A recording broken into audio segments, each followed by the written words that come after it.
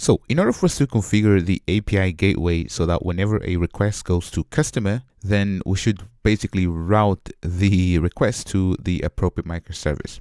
Within Spring, we have so in here, cloud. And within cloud, we have gateway. There we go. And what we want to do is we want to set up the routes. So here, just say routes. And this is a list. Now, the way that we define a list using YAML is as follows. So here, we need to pass the ID. That's the first thing. And I'm going to say customer. And then we'll also have to pass the URI. Now, the URI, this will be LB column and then customer. And finally, let's define the predicates. And this takes the path right here equals to. And this is basically whenever we send a request to API v1, so v1, and then customers / and then pretty much anything, we want to send it to customer. And in fact, this should be / So LB column / and then customer.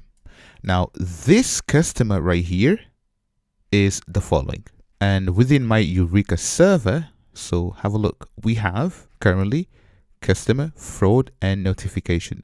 So LB and then customer is this guy right here. And then this will distribute the request to the appropriate node, which is behind this application in here. So in here, a request will reach the load balancer, and then anything which is mapping, so API v1 and then customers, it will be routed to this customer microservice. So currently we're not doing anything for fraud because we don't want to expose fraud as yet. But if you want to expose fraud, you pretty much copy this right here, and then you basically say that you want a new route for and then fraud.